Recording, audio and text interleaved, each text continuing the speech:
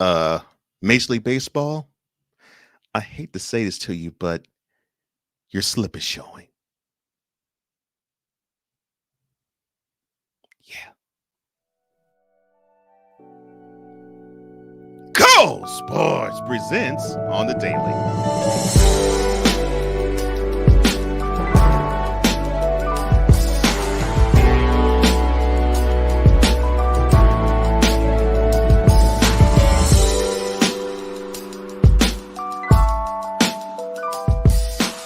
Well, here we go again, another on the daily episode coming right at you. Cole Johnson's on the mic in front of you on the video screen, waiting to give you this hot take that I have right now. So, what it is, January 25th. Normally, that is about 4 weeks or so from when pitchers and catchers are due to report in either Florida or in Arizona. That is unless Major League Baseball can break the lock to this lockout that they have currently, because right now the sport is undergoing a labor strife. And so this collective bargaining agreement between wealthy figures, it's falling on deaf. Did I say deaf? Yeah, this whole squabbling, basically all of you MLB, you are tone deaf.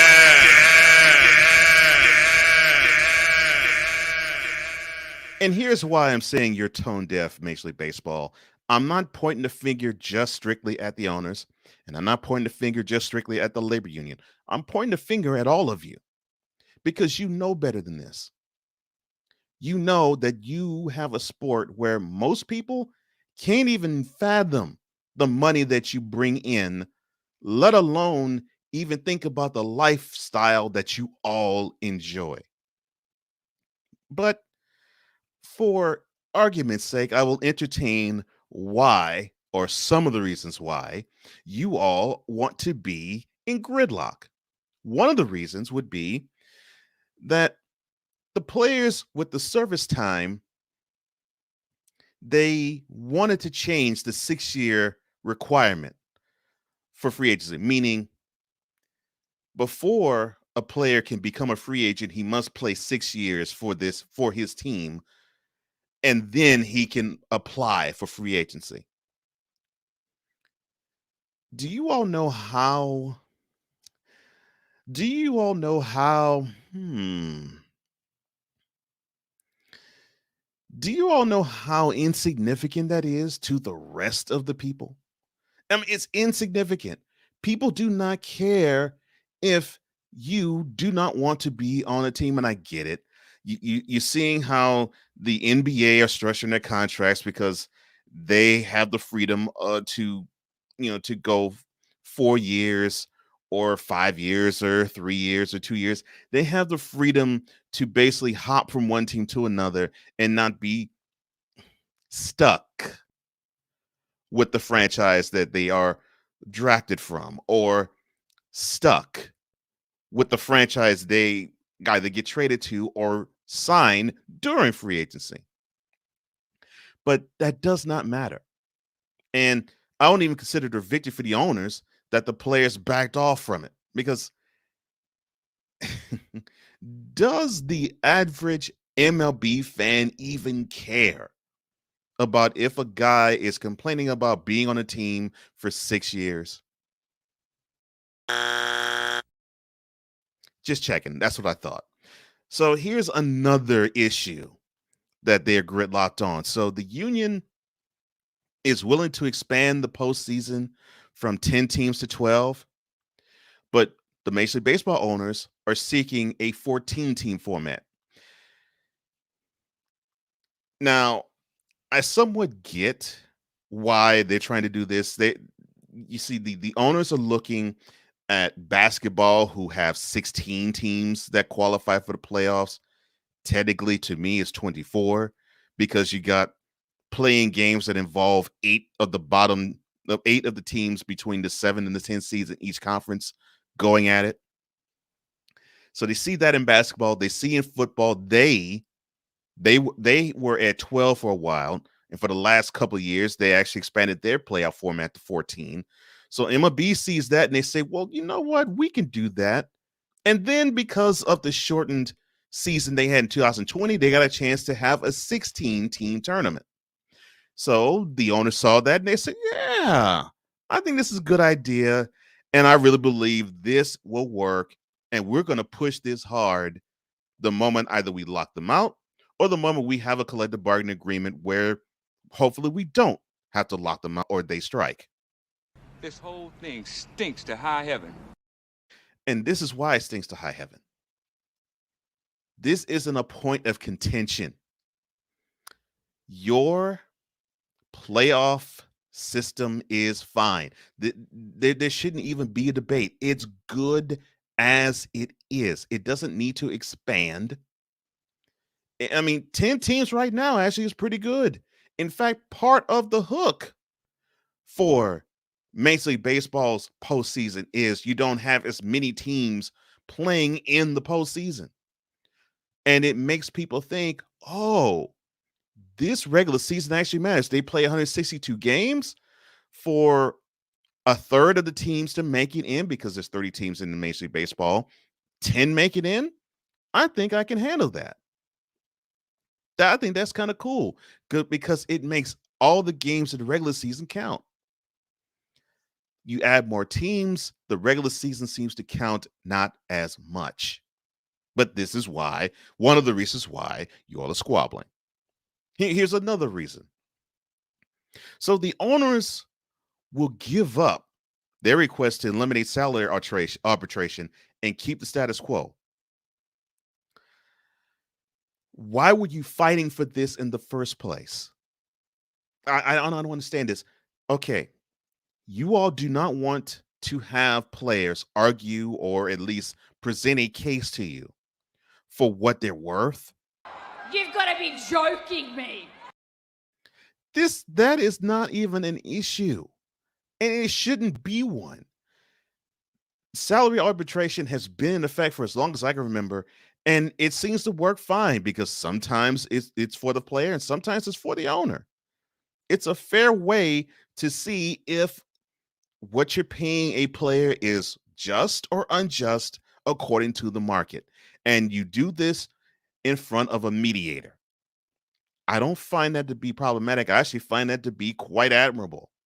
And actually, I find it to be one of the things that you do have the leg that you have up over the NFL, over the NBA, and over the NHL. There's actually times where you can have a player, I won't say argue, but a player talk to an owner, have them come to the table, bargain, and have basically a small version of a collective bargaining agreement. But I see where the problem is. So, in the smaller amount of collective bargaining agreements, you don't like how that goes. So, you don't want to collectively bargain in good faith on a larger scale. That makes sense. Gotcha. Oh, my goodness. Oh, no, no, no, no. You all frustrate me. Frustrate me. You all are intelligent enough to not even get into these types of squabbles yet in the quandary we seem to find ourselves in. I don't understand it. And here's another point of contention between the owners and the labor union. So, revenue sharing, how surprising. They're on two sides of the fence on this one. So, the owners want it to be the way it is now, which, if I'm not mistaken, I think the owners have 50% and the players get 50% and they share accordingly. The union, they want a little bit more of that pie. And I said this before. It is a greedy way to operate. So the union was originally seeking a $100 million reduction before dropping it to 30. So they want the owners to not take as much money. And they want to earn a little more of the money. And what does that mean? That means bigger contracts for them. Now, do the owners want to do it? Of course not. They want to keep as much money as they possibly can. So like I said, on its face, I get the argument. I get why you're doing it. I get why you want to do it. The problem I have is that people like me, people like many out there, people who turn your turnstiles, 3 million of them in just about every ballpark, most of them cannot relate to you. No! So you're talking basically in an echo chamber. You all are trying to basically boss up over the other, and we're looking at bosses trying to outboss the other boss. Now, I get Major League Baseball owners, of course, are billionaires. The Major League Baseball Players Association and the Players Union, they are millionaires. I get it. I understand it. Problem I have is that the arguments that you're presenting that's putting the game in gridlock doesn't phase the average person who watches the sport. And what are you going to do? You are going to harm the overall growth, the future, and the possible productivity of the game. You can't survive work stoppages. I thought you learned that lesson in the 90s. I mean, the game was in tatters until you actually hitched your wagon to two stars who now you're having debates on if you are or if you're not going to admit them in Hall of Fames because they have stained the game with steroids.